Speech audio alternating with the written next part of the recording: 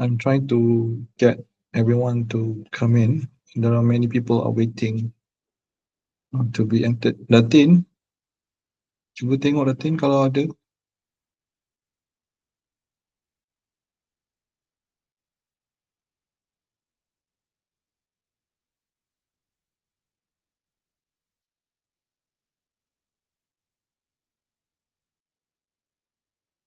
Okay, I think we can start. Can you guys hear me? Is it okay? All right. So once again, everyone, good afternoon. Welcome back to the second series of our OBE workshop online, and hopefully, you guys have had some what we call this insight for the past workshop, which is workshop number 1, regarding the OBE concepts and also the introduction of OBE application in the curriculum. So today is quite important because this is the common things that we miss out in our curriculum or in our document.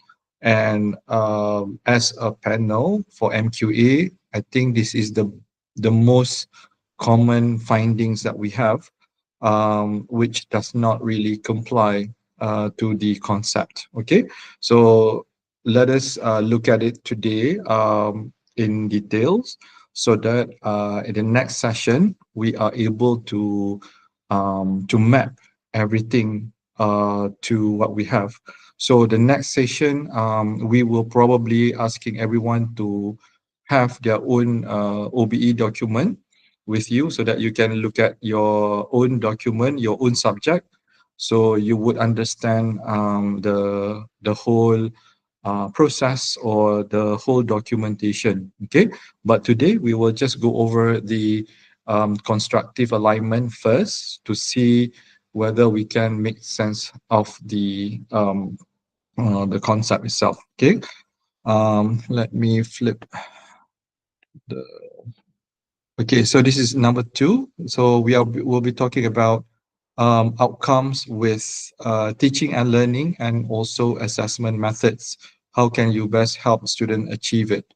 So it is quite not to say it's a big topic, but it's a very important concept, or a very important thing for you to understand in order for you to ensure your OBE document is well kept and your teaching and learning also being implemented correctly. All right. So again, this is the same thing that what I showed you in the past. So for the YouTube, I have uploaded the recorded session last time. So you can also view that from the Padlet.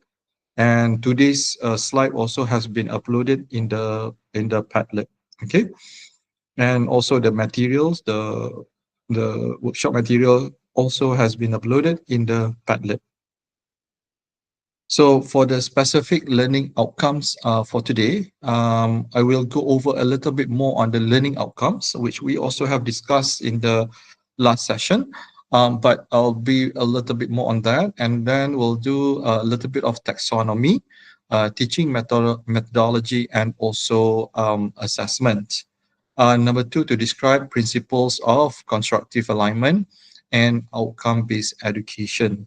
And the third one, to select appropriate teaching and learning strategies aligned with the intended learning outcomes. So if we do understand, especially the new lecturers, if you do understand these 3 things, it would be a good start for you to be part of the curriculum review committee or curriculum review team, so that you can come up with a better strategies for your subject. Okay, so we will see what is all about. Okay, all right, let's move on. So I will start with a little bit of learning outcomes. So if you look at your learning outcomes in the course, whatever available right now, it should be it should address in this way, which is SMART: specific, measurable, achievable, relevant, and time bound.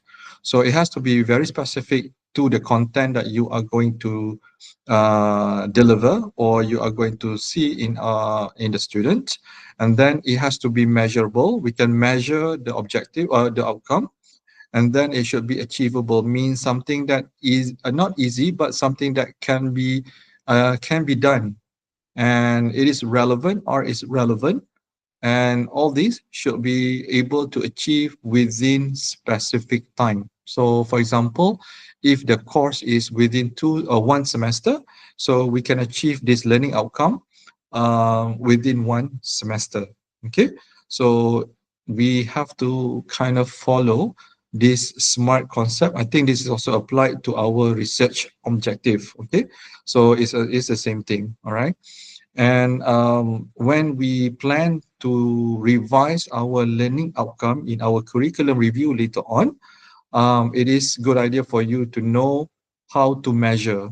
Okay, how to measure, because this one is going to be part of your assessment. Okay, this is going to be part of your assessment. And specific, this is actually competency. We are going to map our learning outcome into the competencies. So this specific is actually competencies, and then M is assessment. Okay, whereas A, R, and T is actually quite subjective, in a way that we think that it is achievable, we think that it's relevant, and we think that we can finish this within a semester. Okay, so the most important here is actually specific and measurable. All right. Give me a shout if you have any questions at any time. Okay, next. Um, Learning outcome itself is actually when we have learning outcome, we express it using a stem. The stem would be if it is a course, we will use by the end of the course, student will be able to or should be able to. Okay, so this is for the course. If it is a program learning outcome, we will say by the end of the program, student should be able to or will be able to. Okay. And then it will be followed by a statement that begins with an active verb. So this active verb, according to our program standard, we are actually following the active verb from revised Bloom's taxonomy. So I will talk about the taxonomies later on, but here, just to mention, we will use the active verb from the revised Bloom's taxonomy. And this Bloom taxonomy is actually a person who invent or who create this idea, and it just to want to illustrate the level of knowledge and also the level of understanding. And with this taxonomy, you know what kind of level your students should have. So for example, the breadth and the depth of each competencies. So for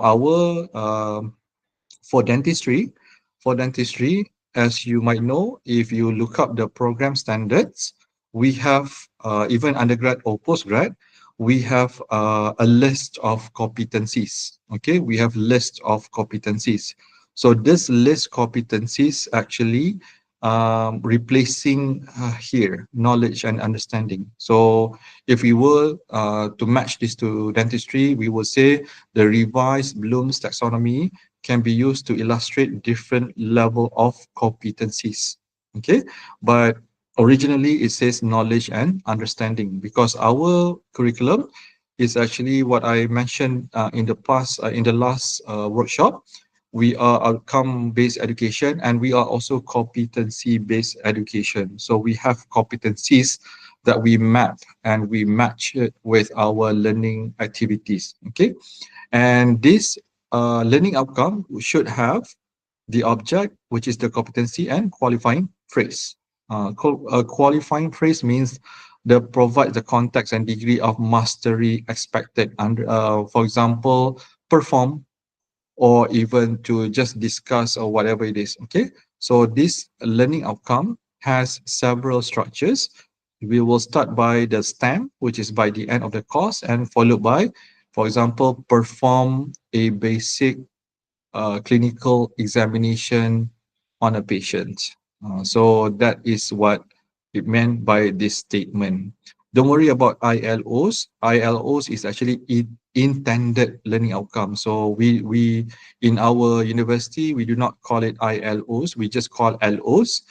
It can be program learning outcome. It can be course learning outcome. It can be specific learning outcome in the topic. Okay, so these are the learning outcome that we can come up with.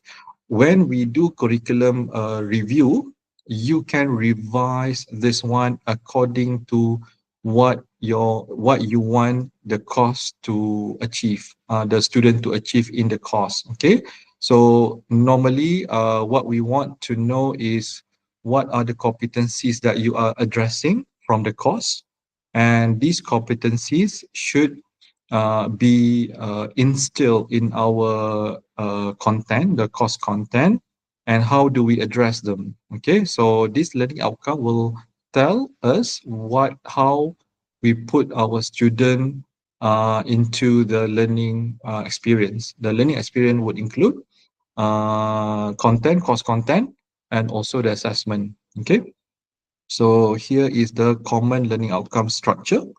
Then the learning taxonomy. Okay, so the learning taxonomy I just told you just now, we are using in Malaysia, we are using revised Bloom's taxonomy. There was a Bloom taxonomy alone, but it has been revised, so a little bit change. There's some changes made to the Bloom's taxonomy. So literally, the taxonomy, the learning taxonomy itself means a structured framework to classify learning objectives, skills, or knowledge into different levels. Okay, different levels of complexity or mastery, and it is used to inform the curricular instruction and assessment design process. So for Malaysia, we are using based on the MQA, we are using the revised Bloom's taxonomy.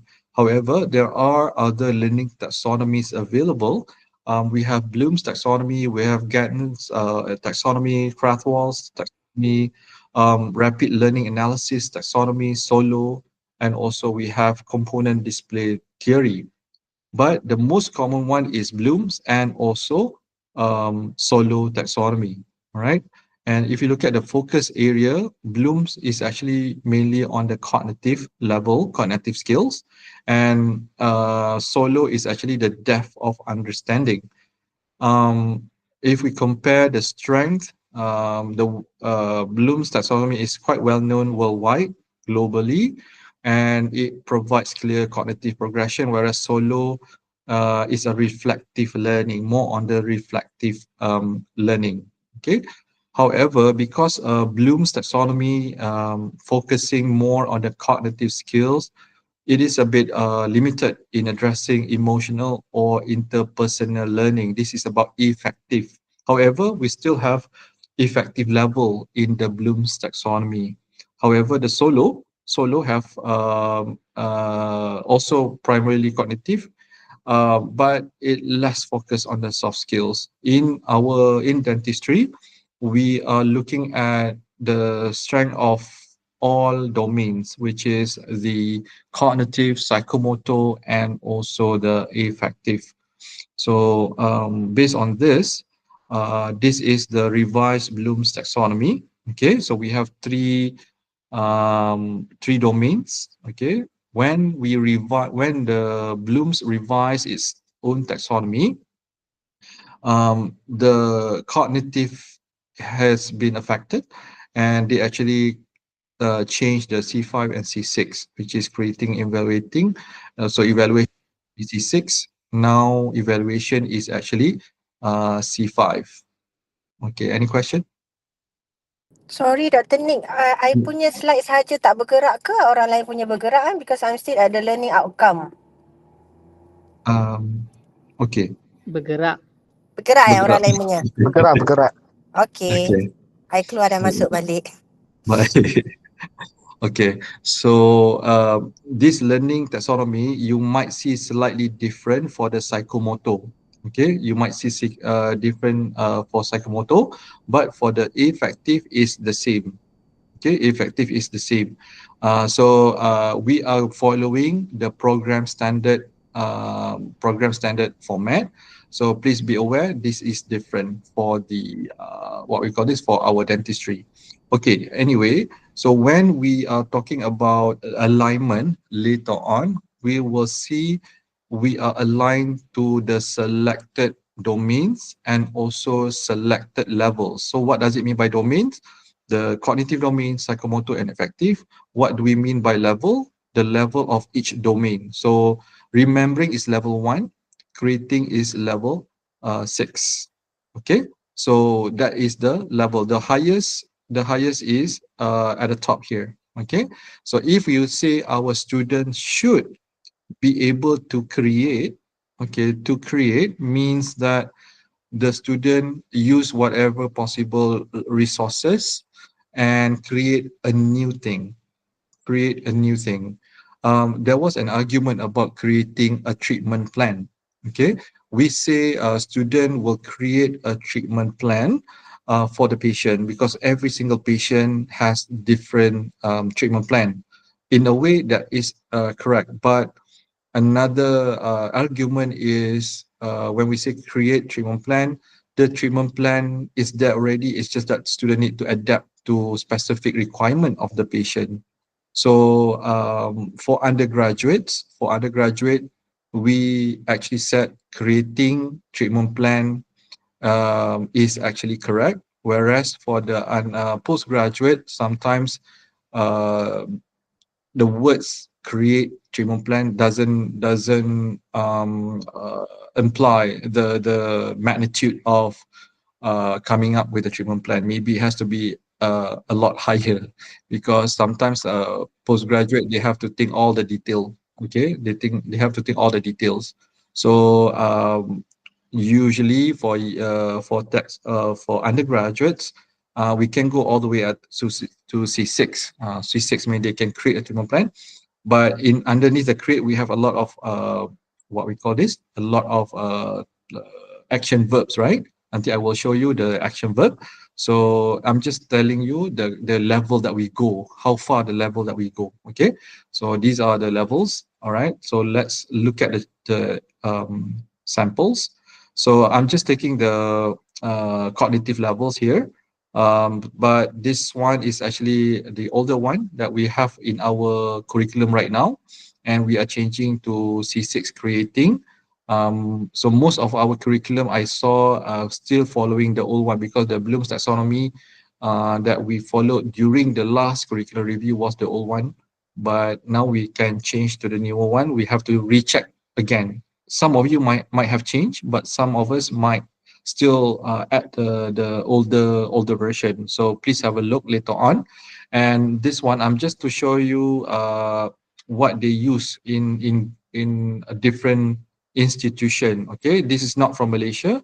Just to show you what are the action verbs that being used. Okay.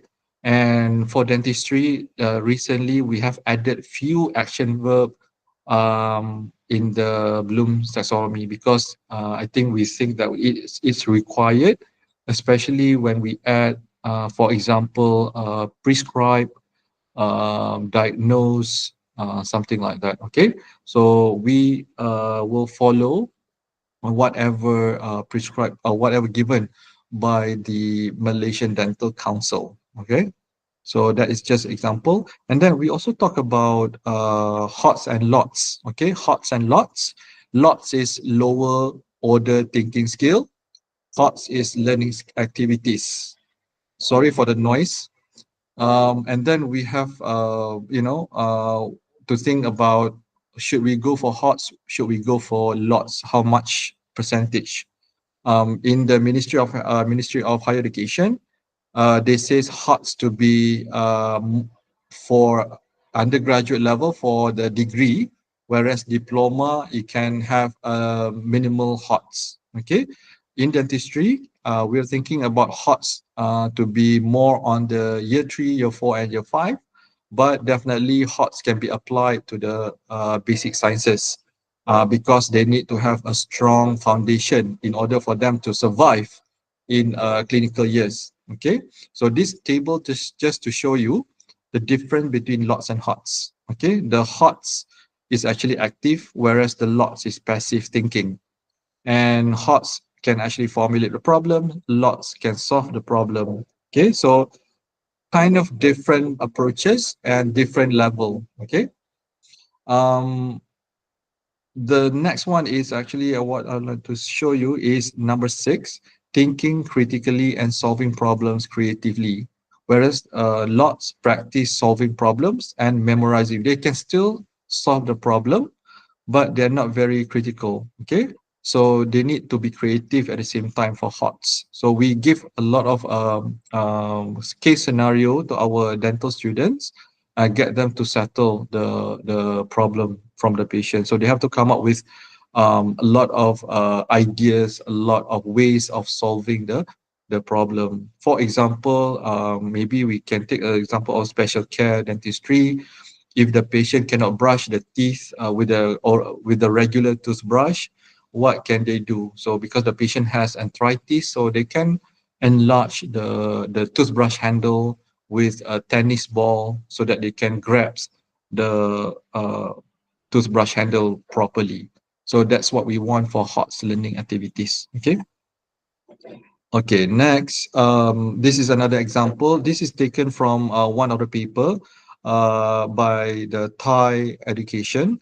They actually put C4, 5, and 6 as HOTS, and then C1, 2, and 3 as LOTS. Okay, so this is the difference. Some countries, they put applying above as HOTS.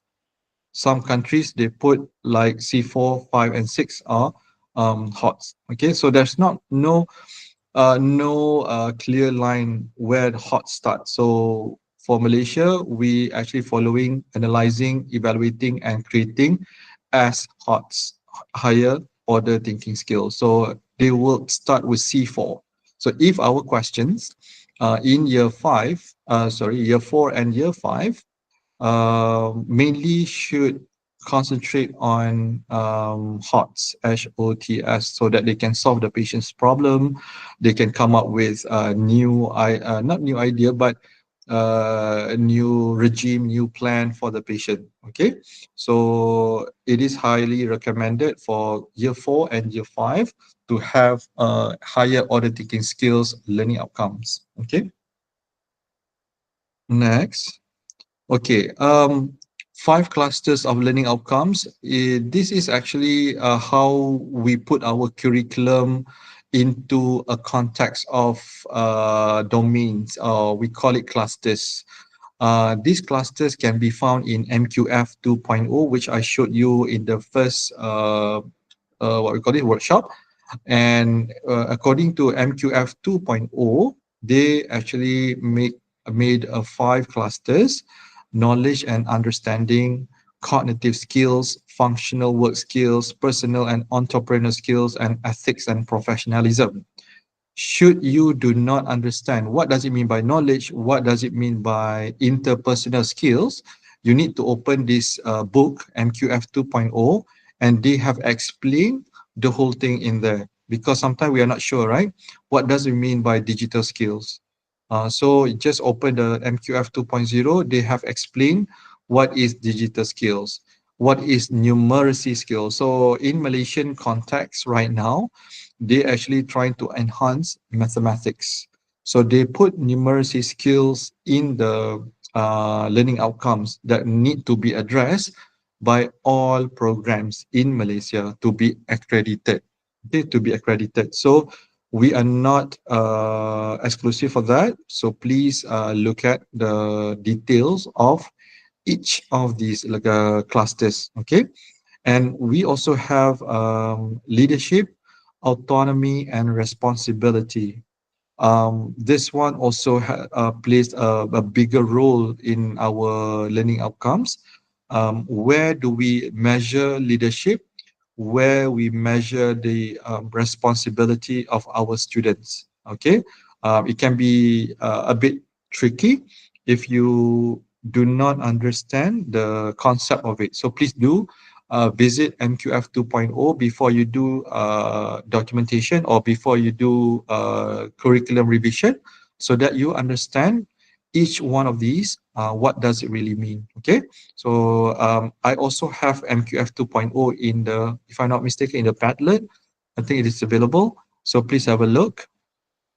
Okay, and then next is the main thing today is the constructive alignment.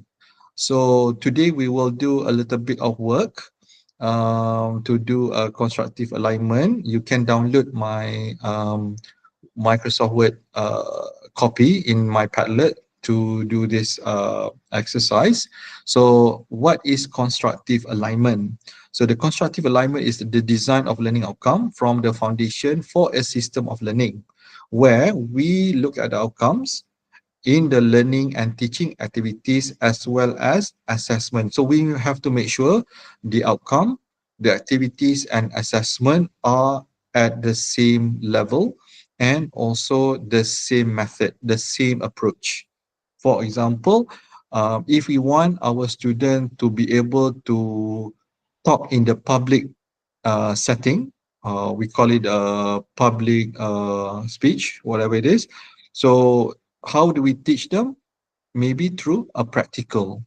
We do not teach them in the lecture, they listen to the lecture, that's it. No. So we need to have a practical for the, we need to have a teaching methodology, which is a practical to teach them how to talk. And then how do we do assessment? We will assess them when they do the talking. So with that, we know we are aligned to the outcome. But we also talk about the level of each outcome. So if we want the student to do the talking, I just give you an example. In your outcome, you want your student to talk, but the talk is actually based on the script. Okay, based on the script. So in your outcome, in your learning outcome, you can say this able to perform public speaking with a script.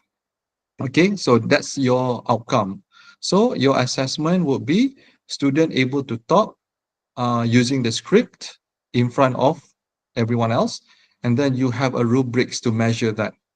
But if you put your outcome a little bit higher, you can say the student should be able to perform public speaking without script or spontaneously. Okay, so your assessment would be to evaluate student public speaking during the public speaking, not using with no script at all, within spontaneous. So how do you do that? You give the topic and let them speak.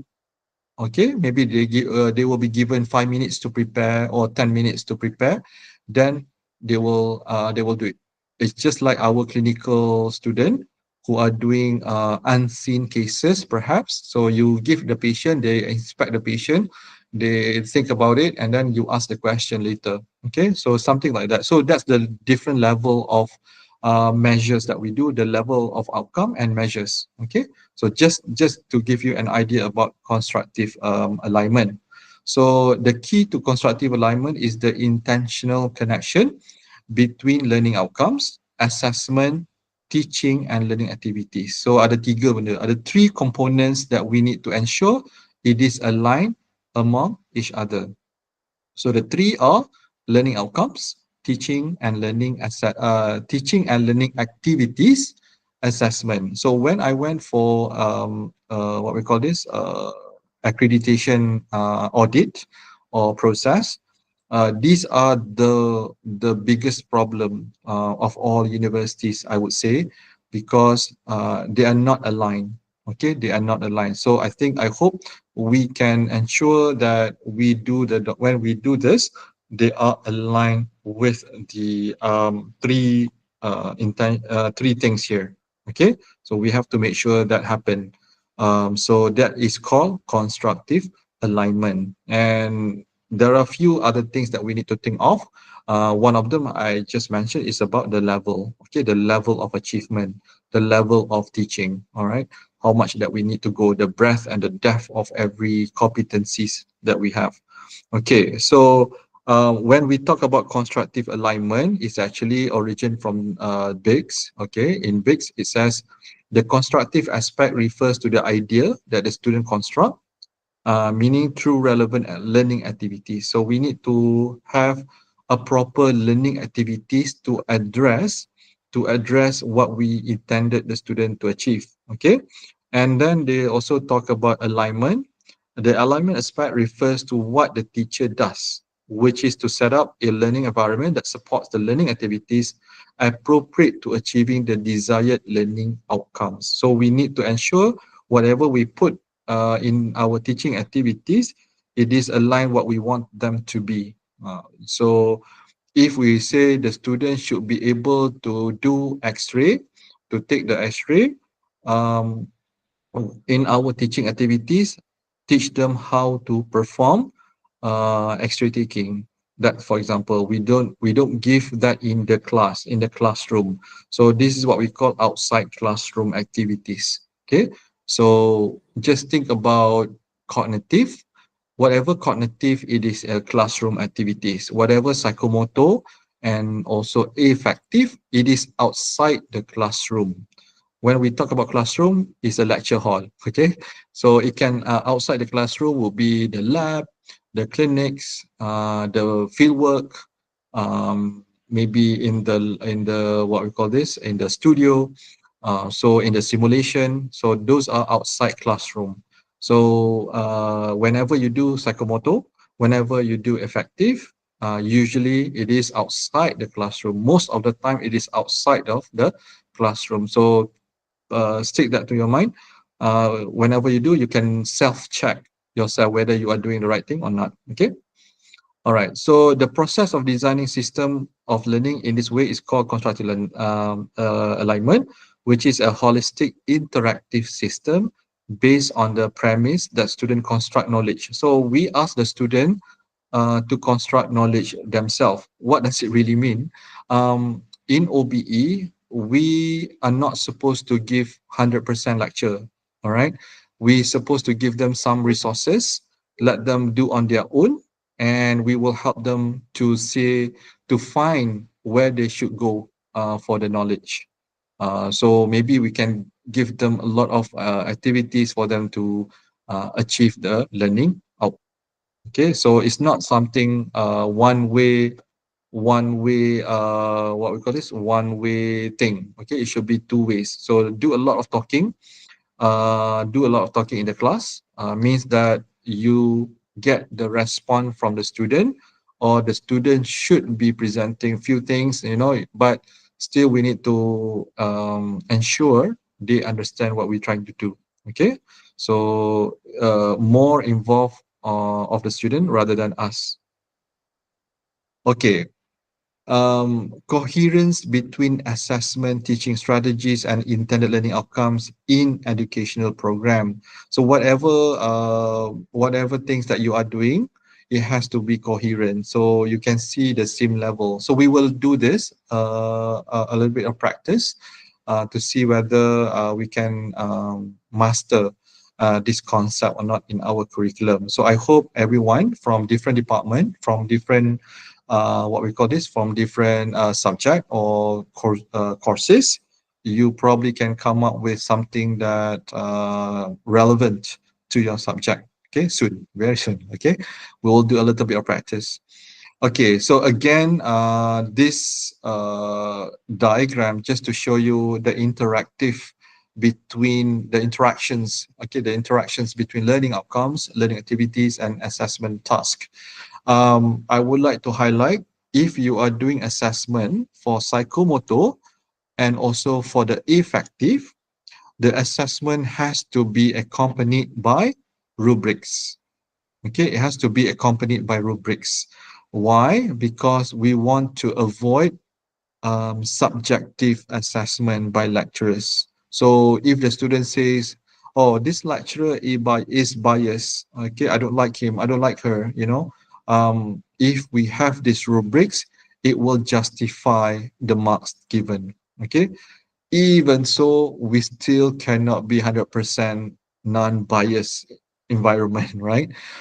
Still got that, but still we can say we try to minimize as much as possible. So using rubrics, it will be more objective for us to measure or to assess our student, especially in psychomotor and effective. So whatever you plan later on, for example, you have your learning outcome that will address psychomotor domain. So the teaching activities will be outside the classroom, maybe in the clinic. And then how do you assess? You assess in the clinic as well. So when you assess in the clinic, maybe you choose to assess it in the logbook. Thus, in your logbook has to have rubrics, how you measure, how you assess the student. Okay, so now our students are using logbook in items. So in items, they can actually look at the assessment that they have been assessed, but at the same time, they know what are they being assessed with. So we have to put the rubrics inside the logbook so that they understand if they get 8 out of 10, why 8 out of 10. If they get 4 out of 10, why they get 4 out of 10. Okay, so the level of rubrics also matters, means that it is acceptable level or is competent level. If you measure something that student did not perform well, we we will sort of like think again, are we being so hard to the student, or the level that we put up to the student is too high for them, or the methods are wrong? So all this can be think or can be scrutinized during the curriculum review. So that is how much important for us to analyze our exam questions and also our feedback from the students later on. Okay, so that's how we check and balance everything that we do in our curriculum delivery. Okay. Um, Again, about constructive alignment, we have assessment tasks. Okay, for student to do, and then for this is the last part. But if the task is not being performed, I mean, the student did not perform, we do the analysis again. This is the cycle of it, okay? And then we change our learning objective or learning outcomes, okay? And then we change the teaching method if not correct. And then we look at the learning activities and then assessment. So everything goes all the way, all around. Okay, analysis is actually part of the CQI, continual quality CQI, quality improvement. Okay, continuous quality improvement. So that will be in our workshop number 4. Workshop number 4 will be talking about the process of curriculum review. Okay, so this is just about constructive alignment. All right, I'm just giving you example again. So if we were to develop learning outcomes, okay, and we are thinking about what kind of learning outcome that we want to have in our course. So you decided to have, okay, this is going to be mapped to cognitive only. So cognitive is only knowledge. So where should we do this activity? Definitely in the classroom. It is a lecture. It can be seminar as well, but it can be anything inside the classroom. And so how do we assess it? How do we assess it? We assess with paper-based examination. So if you say you are doing cognitive, you can assess with paper-based examination. Some of you might have question, like if we are doing OSCE, okay, if we are doing OSCE, can we ask cognitive questions too? For example, you are asking student to do a crown prep, okay, a crown prep, and maybe the OSCE will provide them with different crown preps, maybe four types of crown preps, and only one of them may have a good one. So you ask the student to critiques of every prep. But before you ask the student to critique of every prep, you will ask the question first, what is the ideal, apa ya? What is the ideal margin ke whatever it is. So that is cognitive. So the question is, can you map to the cognitive? In the assessment for OSCE, we usually choose the major domain, even though we know there are mix of domains, cognitive and perhaps psychomotor, but the major domains in the OSCE is psychomotor. So we will recognize that as a psychomotor assessment, not the domain, not the cognitive assessment. Okay, I hope I answer some of you, because I think some of the lecturers were asking during the vetting, so that could help you out with decision later on. So when you make question for OSCE or OSPE, please try to ensure the domain that you are doing there is actually psychomotor or affective. When we talk about affective, normally the OSCE should have perhaps a subject, I mean a patient, so that the student can show the behavior, can show the emotion towards it. So it's not easy to do effective assessment. I think pediatric does a lot of communication skills in their OSCE. Am I right? Pediatric? Any pediatric lecturer here? No? Okay. So I think that's something that you need to think of when you do the vetting. Which one does it fall into? Okay. So look at your JSU, look at your blueprint later on. What do you do? Okay, so this is example of what we can do to ensure we are doing the right thing. Okay, so those who are teaching, I think all of us are teaching undergraduate and postgraduate, right? So those who are doing PLO, those who are handling the programs, the postgraduate programs, you probably will be dealing a lot with the PLOs, okay? But for undergraduate, let's say diploma or BDS, PLO mainly done by our Deputy Dean Academic, because she's handle the program itself. However, for the postgraduate programs, PLO is handled by postgraduate director or PGD. Okay, so PLO is actually need to be complied with the MQF 2.0. Just now I show you the 5 clusters, so we need to comply to that, and also program standards. Okay, the program standards, and each of the PLO that you have listed there should has a domain that they map to.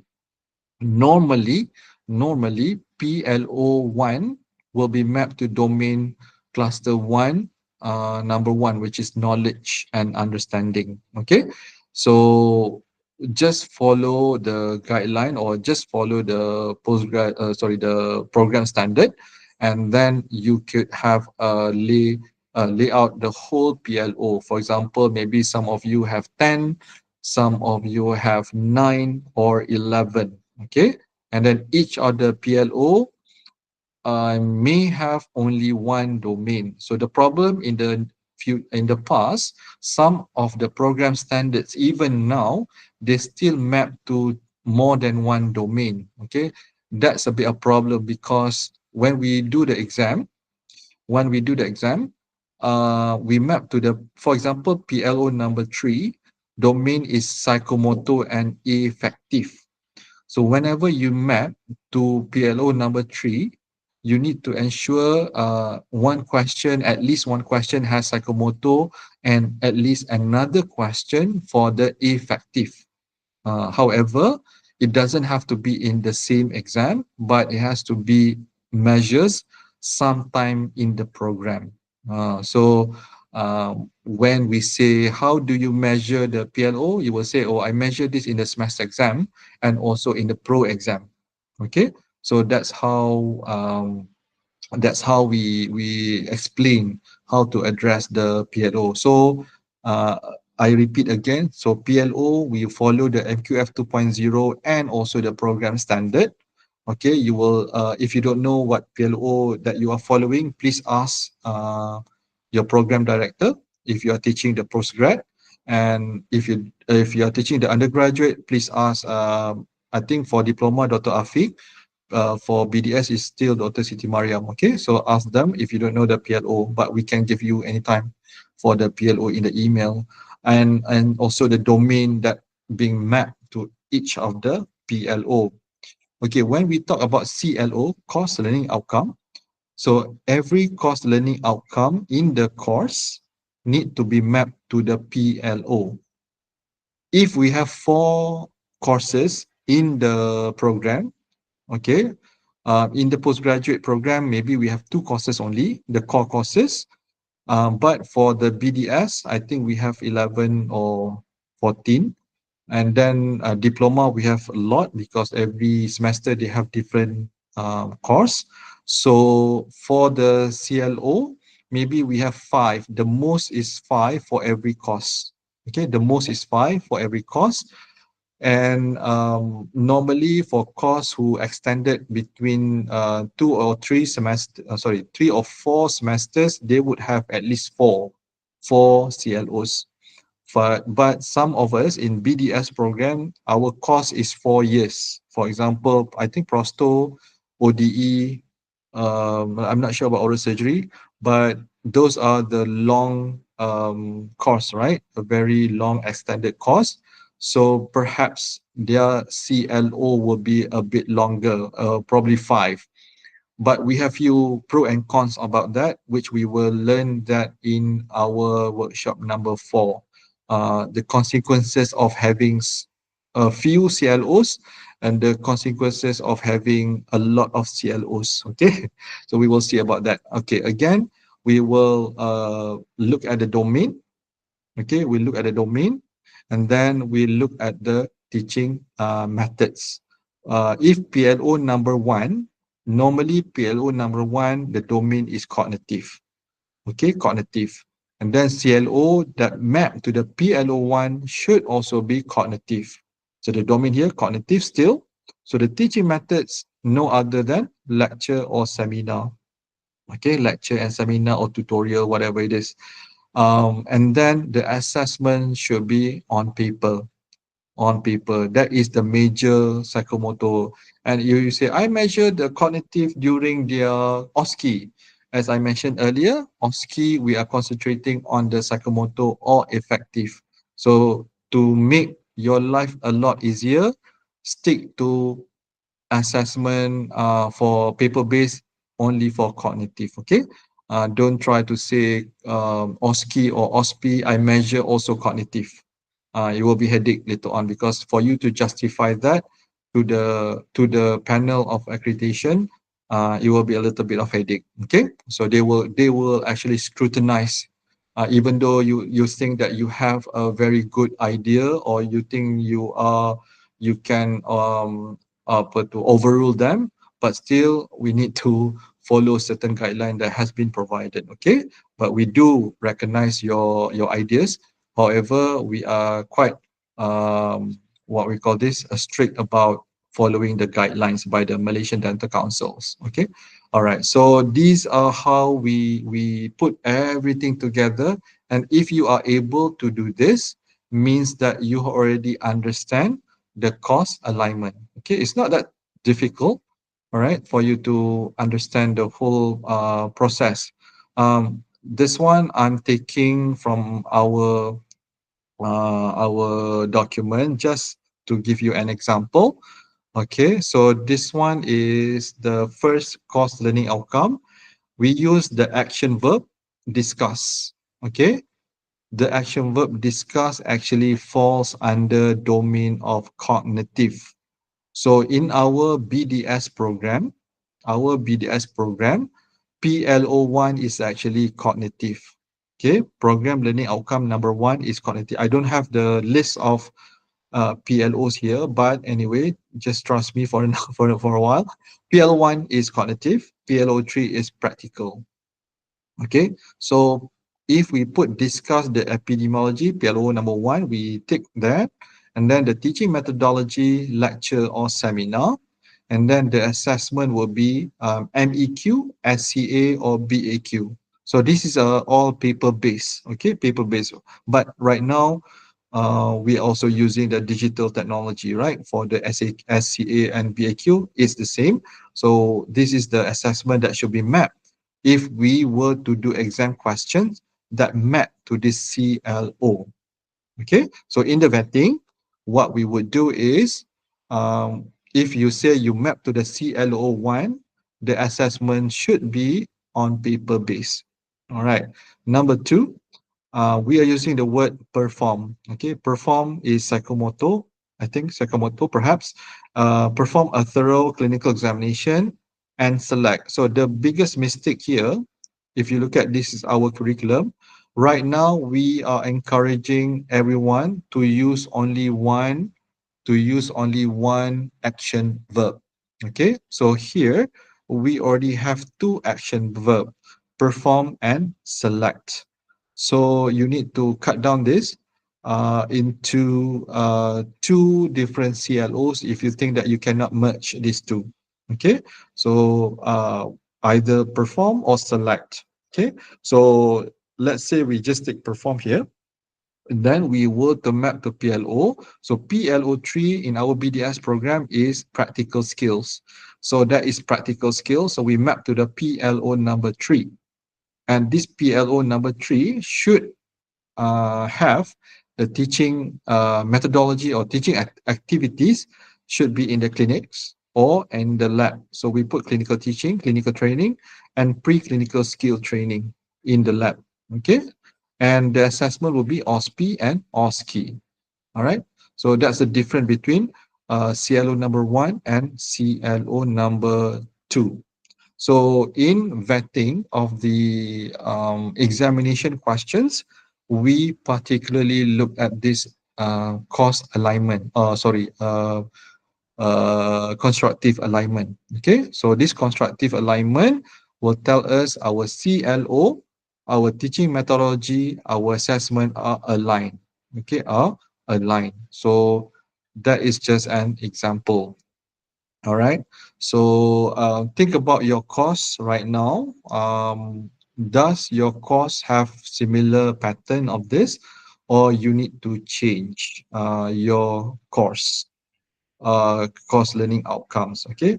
When we do curriculum review, you are you are able to propose to change or to delete or to add any of the course learning outcomes that you think not need to be changed, okay, and propose to the faculty, to the curriculum committee, um, and you need to have justification why you want to change, okay. And one of the justification that you would use is to comply with the program standard. That is the most common justification. Normally, when we do that, when the accreditation panel comes, they probably will ask you which part of the program standard that you need to comply. So you need to show the details. Okay, I'm talking about the program standard number 3, in brackets A, maybe number 2. So you would show them what kind of aspects or criteria or competency that you are trying to address with course learning outcomes. Okay, so every course will map to their own competencies as well. So now I'm talking about the course learning outcome level. I'm not talking about the program learning outcome. Okay, for program learning outcome, um, it will be slightly different, what we call this table. Okay, slightly different table, but it's more general. Okay, and when we do the course learning outcome, we will see course learning outcome map to the program learning outcome, and then it maps to methodology, and it maps to the assessment. Okay, so these 1, 2, 3, 4 should be aligned. Okay, and I just said now just now constructive alignment is three, right? Course learning outcome, teaching methodology, and assessment. That is the principle of constructive alignment. Here in our document, we also shows that our course learning outcome is mapped to what program learning outcomes. Okay, so you will see this table in our OBE document. We call it COPOMACH. Okay, COPOMACH. So in the next workshop, we will be talking about assessment. However, there are documentation that comes with it. So maybe in a physical workshop later on, we can do a lot of activities regarding OBE document. Okay. In online session, I think it's a bit difficult for us to do that because we need to have discussion among the groups, among the subject matters expert, and then we need to come up with something like a new idea or whatever proposal based on your experience. So doesn't matter if you are new to the faculty or if you are seniors in the faculty, we need your ideas, okay? Because the new one, maybe the way you learn from your master level, from your doctorate level, you can bring into the faculty and share with us. But the seniors can tell us what their experience is with the students. So both both ideas are well accepted. I hope that we can construct a better document, and it will be less headache for our TDA later on. Okay, so we will try to do that in physical way lah. Okay, um, this is the curriculum design. Okay, so how do we put constructive alignment in the curriculum design? So I have list the five steps lah. This is 5 steps of curriculum design. The first one is we need to review or develop the module aims and purpose. Module is actually course, course, aims and purpose. If, for example, in our dental school, we might have a different approach than other dental school in Malaysia. Some dental school in Malaysia, they have, like our other faculty in UiTM, they have one course per semester. And when the course is finished, they will start a new course. Okay. There are pro and cons about that. But our faculty, since our inception in 2006, we're still following the traditional method that other dental schools uh, does. Okay, other dental school like in even I see a lot of premier universities like UKM, they're also doing same thing like us. But some dental school, they do one course, one semester. For us, one course can last up to 6 semesters, can last up to 8 semesters, you know. So that is our style of doing it. There are pro and cons. Definitely, we are used to it. But in terms of the cons is in terms of documentation or in terms of the analysis, in terms of the PLO attainment, it's a little bit difficult for us to do that. Okay, so that's the cons. The negative one about having extended courses across the curriculum. Okay, so more than one semester. So here, regardless of that, I'm just going to show you what we do. For the step number 1 is to develop course aims and purpose. Number 2 is actually to develop accessible CLO. So the CLO that you develop can be measured. Okay, can be measured. So this is the conceive and plan staging for step number 1 and number 2. After we develop the CLO, okay, we know the CLO can be assessed. Then number 3, we need to develop what we call a strategic plan for the assessment. And next workshop, perhaps in 2 weeks' time, we will try to understand summative assessment and formative assessment. What are those, and how do we address both assessments? Basically, formative assessment is something that you do not collect the marks for their final marks. Okay. Whereas summative assessment, we collect the marks given to the student throughout the course for their final marks. Thus, what it means actually is formative assessment is helping students to build their knowledge, to build their skill in order for them to perform better in summative assessment. It looks a bit complicated, but normally all of us, all our courses have summative and have formative assessment. It's just that maybe you do not realize that, or some of you just knew, so you're not sure which one is summative, which one is formative, right? So summative is the 40% of the total value of the final marks. So this is following the program standard. Okay, each program has their own standards, have their own way of giving the percentage. Okay, for Bachelor of Dental Surgery, clinical courses normally 60-40. 40 is the continuous assessment, which is part of the summative assessment. So we will do that more in the next workshop. Okay. And the fourth steps is to develop or to review the course. Sorry, I use module here, but it's actually course, content, academic skills required, and the type and sequence of teaching and activities.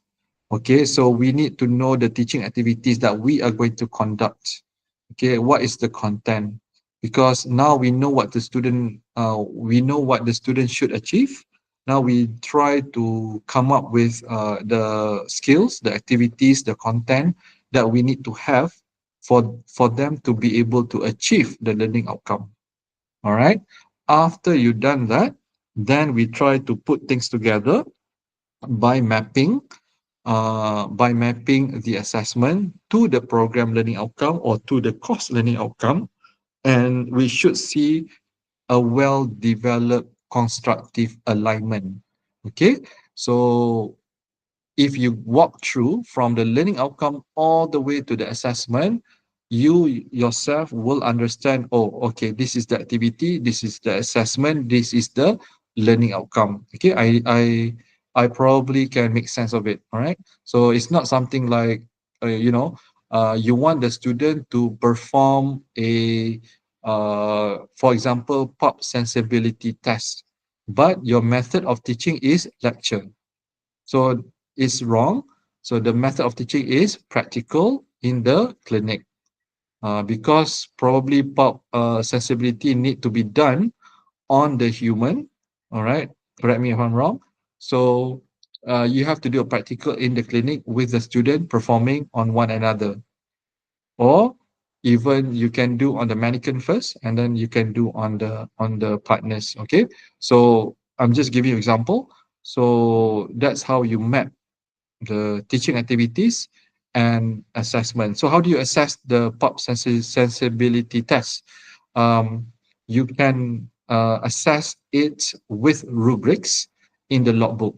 It doesn't have to be asked in the professional exams, but when we say we want to do assessment to address any of the learning outcome, it doesn't have to be in the final exam. It can be throughout the course. It can be the semester exam, as long as you assess it at some point. Okay, so if we see your blueprint, later on we will be talking about blueprint. If we see your blueprint, you will show us exactly when you do the assessment. Okay, uh, whether it's final, whether it's semester, or even continuous assessment like in the logbooks. Okay, and again, when you do that in the logbook, means the clinical part, you have to have a better rubrics. I would like to suggest, when we are going to do a curriculum review, some of the rubrics are quite similar to each other across the courses. okay, across the courses. So maybe we can come up with a generic apa tu rubrics for everyone. For example, maybe rubric for clinical examination and diagnosis, unless you have a very specific criteria for the END, then you can add up on your own. But the rest will be the same, okay? Because it is less energy to be spent on something that we can do together. All right. Um, Last time when the old curriculum, we have one generic case presentation rubrics, but when we have the newer curriculum nowadays, I don't think we have the similar anymore. So it used to be similar. So maybe we can share that rubrics in the workshop later on. Then everyone can use it. For now, we have rubrics for journal club, and it's available now for you to use in items. Okay, so the journal club will shows up in their e-portfolio. So the e-portfolio will show how many journals that they have read throughout the program. Okay, so we encourage you to use the the journal club rubrics in items. Iklan kejap. Okay, so this is the whole process of curriculum design addressing the constructive alignment. So every one of you, I would like to encourage to try and look at your curriculum and see any improvement that need to be done in order for you to satisfy the requirement of constructive alignment in our curriculum. Okay. All right. I have Padlet. Let me share Padlet. Tak berakhir lagi. Padlet. Let me share with you. Okay, this Padlet, I have put up a template for the course alignment. Okay, and then also the Bloom's taxonomy for our faculty. This one has been updated yesterday. We have checked this Bloom with the program standard. It's the same right now. We have some differences. So for template course here, if you open this up, okay, um, this one, if you put your program learning outcome, okay, program learning outcome, and you map to the CLO, and you need to mention the domain, the C, P, and A domain, all right, for both PLO and CLO. And we have to ensure the assessment address the domain based on the domain. So I put the domain here too. This is the simplest way to learn about the constructive alignment.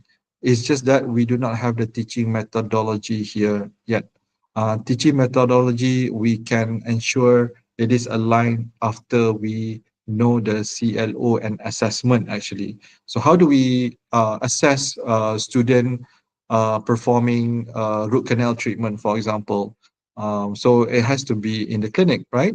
But whether or not to be in the patient, on the patient, or on the simulator, that is another issue, because if we say, if your course learning outcome says perform root canal treatment on a tooth, on a vital tooth, perhaps that could be in the patient. Correct me if I'm wrong, someone from endo.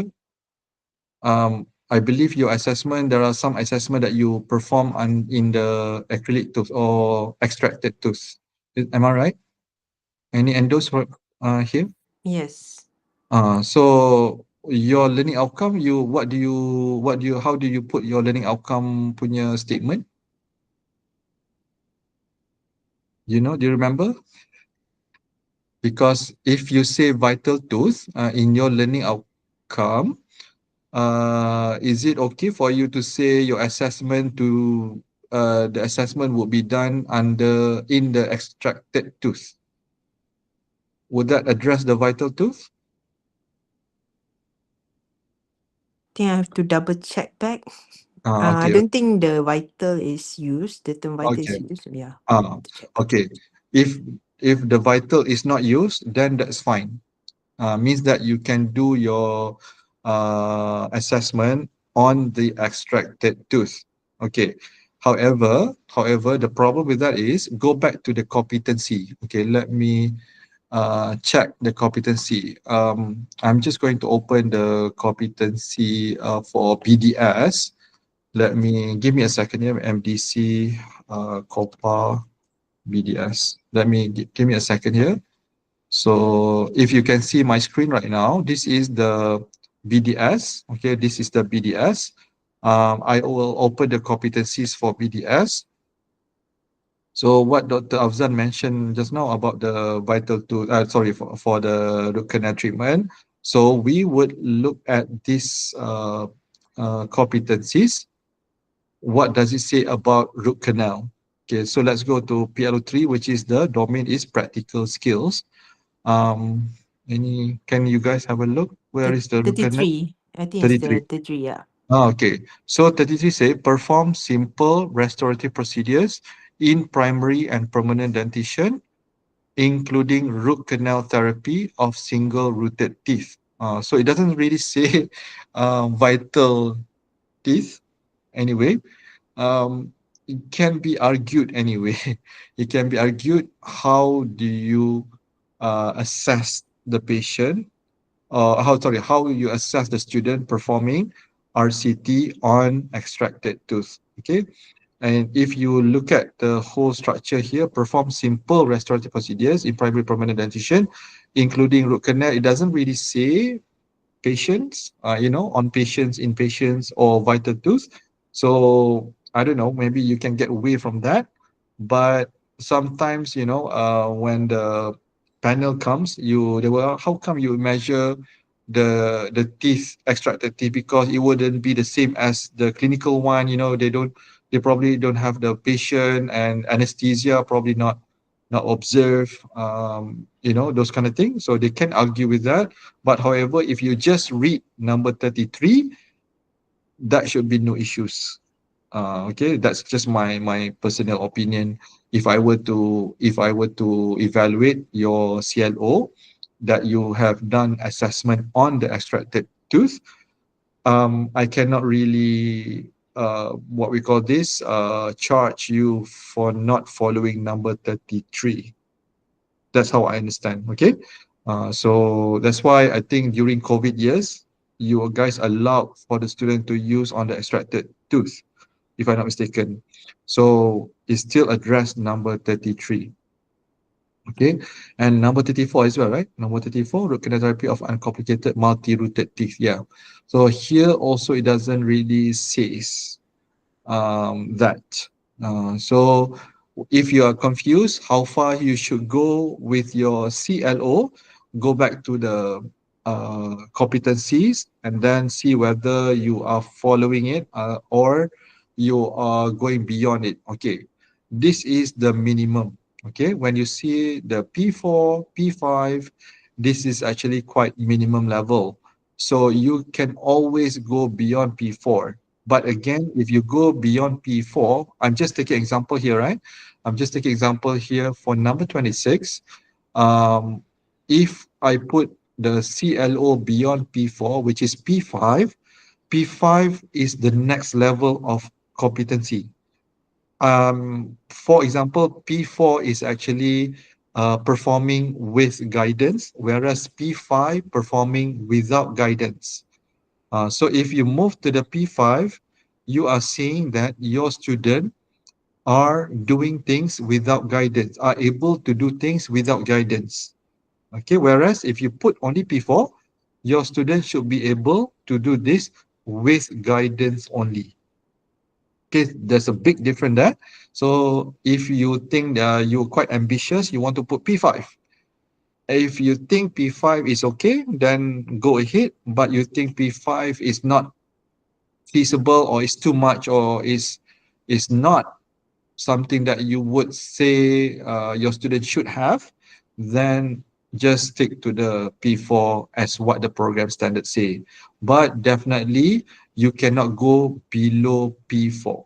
You have to achieve at least the minimum of P4. Okay, so some arguments I think among us many years ago about this skills level, we say that, oh, the student can just do this instead of that, But still, yes, you can do that, but still within this context P4. Okay. Maybe in the workshop, I think Dr. Siti Mariam has given you these competencies, and for all of you to map which competencies belongs to course, right? We have done it. We also have done it in our course handbook. I have checked only half of it, but we'll do that more. Um, some of you got redundancies, which is fine. Maybe one competency is addressed by multiple courses, which is fine. It's fine. But in order to ensure we are teaching the same thing, that is a bit complicated. For example, pediatric may be teaching a different concept than endo. For example, I'm just giving you an example. So we need to look at that aspect and do a good discussion. So how do we address that? Okay, if there were more than one course addressing the same competency, okay, we need to look at how do we know we have problem with this competency.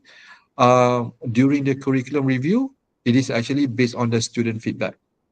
So it is a very good idea for you all to keep the student feedback for your course to be used as part of your curriculum review exercise later on. Okay, I always do this my own student feedback form, and I will distribute to the student and ask the student to be critical about the course, and we'll ask them how the course is handled, what do you like about the course, and what you dislike about the course. So with that matter, I think you will know how far that you have gone right and how far have you gone wrong at the same time. Okay. All right. So any question about this competency? I think the newer lecturer may need some time to understand, or if you did understand, that's really good. So it should be a good practice for you all later on to do the document. Any questions for any of you? Please ask now.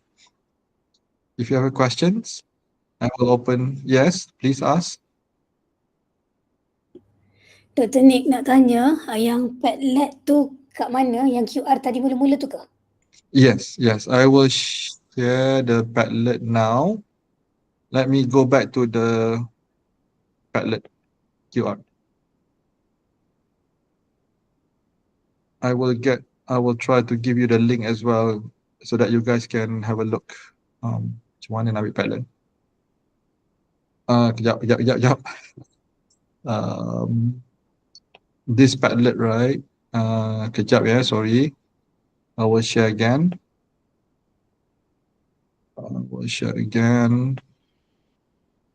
Yes, this Padlet. So please, I will share in the group later on the URL, but you can access the Padlet later on. Okay, any more question? Yes, please ask. Yeah, Dr. Nick, I wanted to ask if, let's say, the question taxonomy is or level is C4, minimum we should ask C4, but can we ask C5 or C6? Better, okay, that's a good question. For the assessment, if your level is C4, it is not advisable for you to go beyond the C4. It has to be maximum C4.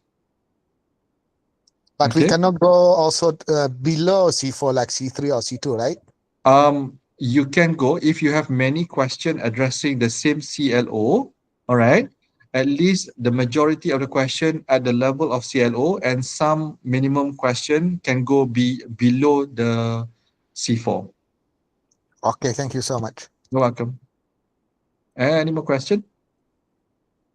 Yes, please ask.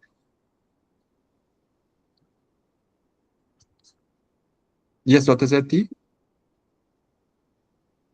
I think you mute. You muted? Yeah, I think I'm on mute. Thank you for the presentation. Welcome. Just to clarify with you regarding OSPE and OSCE, you said that we are not allowed to ask on cognitive, is it? Cognitive domain. Yes, Dr. Zati. We encourage the cognitive domain to be asked during the paper base. For the OSCE and OSPE, normally we will concentrate on the psychomotor and affective domain. So whatever question that comes out in your OSCE or OSPE, we will classify that as psychomotor or affective.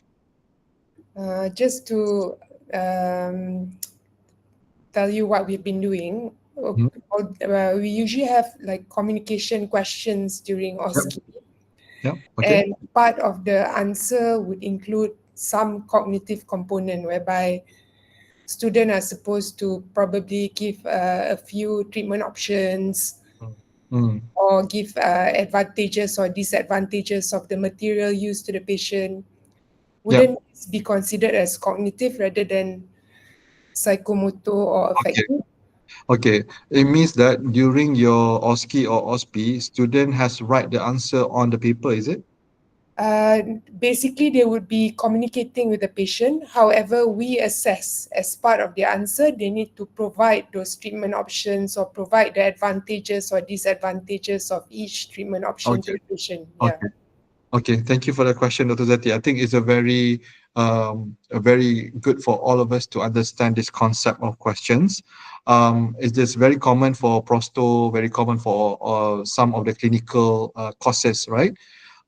When you ask the student during the OSCE or OSPE in terms of communication, you want to assess that, but at the same time, you ask all these knowledge-based questions, those are actually considered as psychomotor or effective because they can show their effective what we call this effective skills, but those effective skills, those psychomotor skills are actually based on the knowledge that they have. So if you look at the whole perspective, that's actually you are testing the communication. Communication is under effective.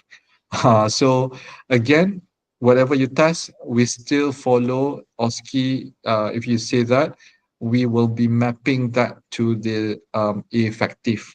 That's why nowadays with the new program standards and all revised program standard, and also the revised Bloom's taxonomy, we are seeing that hopefully everyone can just stick to the paper base for any cognitive. If you want to ask the concept, if you want to ask the principles, you can ask on the paper. But if you want to ask in the OSCE or OSPE, you still can, but that would be considered in the rubrics of the student. But those rubrics are actually addressing the communication skills, addressing the empathy, the addressing of the what we call the professionalism, because all of those comes with the knowledge. If they don't have knowledge, they cannot show much of the effective or psychomotor. So that's what I understand for OSCE and OSPE, because I think this similar question have been asked many times in other universities. So that's what we, as a panel, we would say that kind of approach. Okay, Dr. Zati. The correctness of the question in terms of the cognitive part is also taken into consideration or no? Taken consideration. Okay. That would be discussed a little bit more on the assessment workshop. Okay. When I say just a few minutes ago about the structure of the curriculum, right? Some universities, they do one course, one semester. One course, one semester, and it ends. Okay. For us, we have one course, 6 semesters, 8 semesters. Okay. Normally, the best practice is actually the first semester of the course. The second semester of the course will ask about the cognitive only. And then when it goes to the third, fourth, fifth semesters or the final semesters, they will be more on the psychomotor and the affective. Why? Because when we do the CQI or PLO attainment, it will go seamlessly with the rest of the calculation. You will understand that when I show you how do we do that later on. But I think to answer your question now, yes, it better to separate that to the early semesters. Like semester 1, you have this cognitive only on paper. Semester 2, maybe on paper, but semester 3, 4, 5, 6, more on the practical, more OSPE. So basically, semester 1 and 2, for the longer semesters, for the longer courses, you don't have psychomotor or affective, because you want to finish all the cognitive first, then only you have psychomotor and affective. This is what other courses doing in other universities actually, because when we have a comparison between the curriculum of, for example, engineering, architecture, other health sciences, most of them are following this concept because it's easier for us to identify, and also in the blueprint to say, first semester, second semester is only cognitive. We finish all the cognitive, so we address only CLO number 1 and CLO number 2. Whereas semester 4, 5, 6, 7, 8, we will address CLO number 3, 4, 5, 6, or 3, 4, 5. So I'm just giving you the simplest example, but of course there's always complexity on every course, right? Like for prosto, because I think prosto, I'm not sure. Prosto will teach the student removable purse, right? And then once you finish removable, you start with your fix. So the fix cognitive is actually semester 3 or semester 4, if I'm not mistaken. So you restart the cognitive again in the next semester. Correct me if I'm wrong. Betul tak Zeti? Ya, betul I think. Macam tu lah. Yeah. Yes, yes. That's our that's our scenario right now. So I'm not really sure what to say. I cannot really say. I cannot say to ortho, prosto, do everything cognitive in semester 1 or 2. You know, Mm, maybe because you guys are the content expert, you know better. But we can discuss this in our physical workshop, perhaps. Okay, that's a very very good point.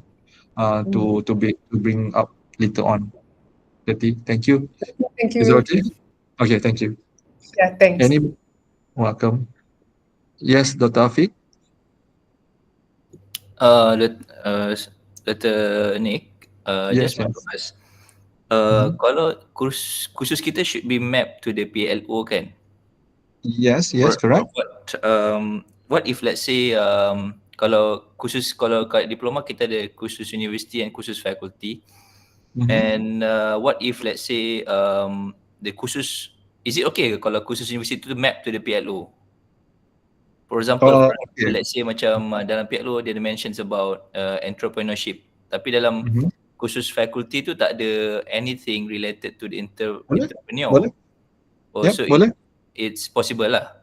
Possible. Yes, definitely. In Okay. our BDS pun, how we address entrepreneurship, we have ENT course. If Dr. Siti is around, can Dr. Oh, Siti boleh lah. confirm? Okay. Boleh, boleh. So you can always take the university courses to map to one of the Map also, PLO. Yeah, okay. boleh, boleh. Yep. Any more question, please? It's really good question so far. I mean, at least we know what to do. Okay, kalau tak ada question, it's 4:30, tepat 4:30. If there's no question, thank you so much guys for workshop number 2. Workshop number 3, inshallah in 2 weeks time. We will do this and recording will be posted in the Padlet. Okay. Anything at all, just ask me any question later on. Thank you so much everyone and have a great weekend. Thank you. Assalamualaikum. Thank you, Dr. Nick. Thank you, Dr. Nick. Thank you, Dr. Nick. Bye. Thank you, Prof. Nick. Boleh Bye. balik. Thank you. Thank you. Thank you, Nick. Welcome. Thank you, Doctor. Welcome. Wahida dalam kereta dah? Cik, tiba. Thank you, Nick. Bye. Welcome, Kak Anis.